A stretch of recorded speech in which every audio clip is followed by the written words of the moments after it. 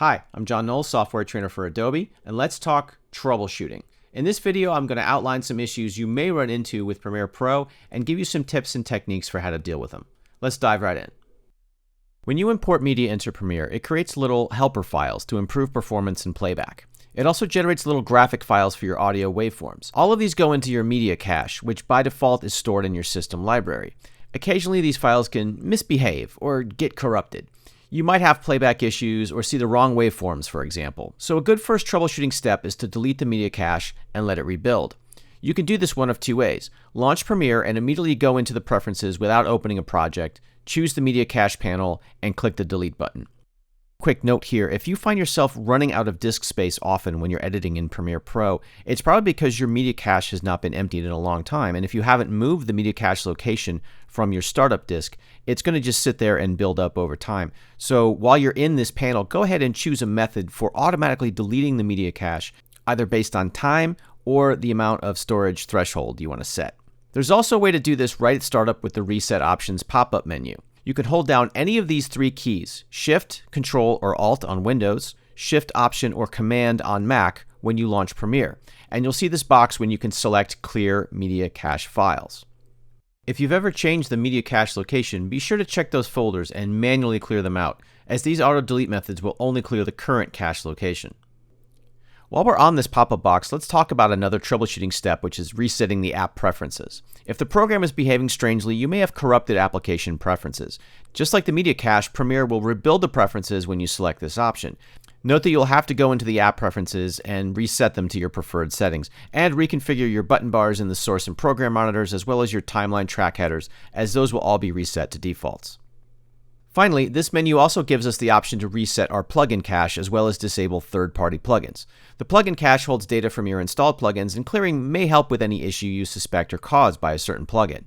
You can also temporarily disable all third-party plugins on your system to see if this helps fix the issue you're having. This is often the problem when Premiere Pro fails to launch. You'll see the list of plugins start to load on the opening splash screen, and then it will crash. This usually indicates an outdated plugin that hasn't been updated to run on your version of Premiere Pro. If Premiere is crashing at startup and disabling third-party plugins fixes the issue, then remove all your plugins and restore them one by one until you identify the culprit. If the program is behaving strangely and you're using a custom workspace, a good troubleshooting step is to reset your workspace layout. Go to the Workspaces menu and select one of the stock layouts like Editing, and make sure to select the Reset to Save Layout option as well. If that clears up the issue, then your custom workspace was probably the culprit. Go ahead and delete it, then recreate it. Incidentally, if you're opening shared projects from other users and seeing random panel configurations or a messy interface, you probably have this option turned on here, Import Workspaces from Projects. This means you're inheriting the custom workspace the previous editor was using when they closed the project, and this can cause a bit of chaos, especially if they had multiple monitors and you do not. Go ahead and deselect this option so that you don't inherit workspaces in the future. If you're having issues with one project, but other projects are working fine, then it's possible the file has become corrupted. We see this happen most often with big project sizes due to large amounts of imported media or sequences. As a quick fix, you can try importing the project into a new, empty project. You should also consider turning that large project into a production and splitting the media and sequences across several projects within that production. These smaller, lighter projects are less likely to get corrupted, and this is a great way to work on big projects with lots of footage and sequences, even if you're working on your own. Avoid updating while in the middle of a project. Dot releases can be fine, especially if there's a documented fix for a bug you're experiencing. But in general, it's a good idea to avoid upgrading to a new year release while you're still working on a project. If you definitely need to update, create a blank project and import your old project into it, and use this new project going forward. Note that you can always have multiple year releases of Premiere installed on your system, plus the public beta. Just make sure to uncheck the option to remove old versions when you update Premiere. If your computer is more than a couple years old, make sure it still meets the minimum system specs listed on the Adobe website. Each new release of Premiere adds new features and technology that sometimes require the latest computing hardware to work efficiently. It's not uncommon for an older computer that was working fine with the previous version of Premiere to struggle with the latest release. In that case, consider upgrading components or the entire system. Now, if you're seeing random glitches, color blocks, or weird issues with playback, but your source clips are okay, that could indicate an issue with your computer's GPU. You can try bypassing the GPU by going to your project settings and changing the video renderer to software only. If that solves the issue, then see if there's an updated driver available for your graphics card, or else roll back to an earlier driver version and see if that helps. Note that if you're on a Mac, the GPU drivers are installed through OS updates and not separately. And if you have one of the latest M-series Macs, the option to disable the renderer is no longer available. You can also try turning off the option to enable hardware accelerated decoding in the media section of the preferences. Also, if you experience problems with multiple monitors, make sure you have enough GPU RAM to support the extra displays. If not, consider upgrading your graphics card before using more than one display.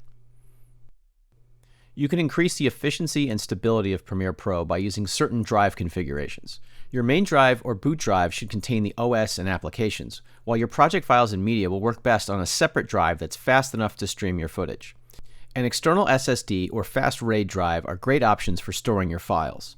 And many users report good results from moving their media cache and database to a third fast drive, separate from the others. To do this, simply plug in the new drive and point the media cache and database locations to it in the preferences. While Premiere Pro is very versatile and can import many types of video files without having to transcode, not every file is good for editing. Footage from professional cameras like ARRI and RED are often 4K and higher and shot in a RAW format that can be difficult to work with. Often the best solution is to use the proxy workflow in Premiere to batch create and attach proxies, then do all your editing with the proxy switch on until it's time to master and export your finished video. Also, many prosumer cameras and drones record to highly compressed video codecs like H.264 and H.265 to save on storage space. But these formats are not great options for editing. Even with the hardware acceleration and media cache, Premiere has to work harder to display compressed frames, and playback may not be smooth. In this case, your best option would be to transcode those clips to a better editing codec like ProRes, which is much less taxing on your system. The same methodology applies to compressed audio. Convert your MP3 files to a format like AIFF or WAV for the smoothest editing experience. And another quick troubleshooting step is to simply restart your computer. Now in this next section, I want to cover some frequently asked questions about Premiere Pro, and these usually come up because the user is unfamiliar with the program and they often have a very simple solution. What if I have no audio or video after dragging a clip to a timeline? Well, make sure your track patching is correct. If you have the patch for the video side on, but not the audio, your inserted clip will have no sound.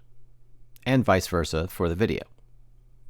My clip is not pasting to the track I targeted. You're probably used to the way Premiere used to handle cutting and pasting on the timeline, which always respected the track targets. The default behavior was recently changed, and clips will now paste to the same tracks they were copied from. There are new keyboard commands to paste to target track and paste insert to target track. Be sure to assign a keyboard shortcut to these commands if you are used to this functionality. Why is my video blown out or washed out? Premiere Pro is capable of importing clips shot in the log color space or in HDR color. Those clips will look washed out or have the highlights blown out if you place them in a typical sequence, which is usually set to the Rec. 709 color space. To fix this, make sure you turn on the options for Display Color Management, Auto Detect Log Video Color Space, and Auto Tone Map Media. These controls can all be accessed in the new Lumetri Color Settings tab. This will ensure that your log and HDR media will look correct when you import them. My projects are gone.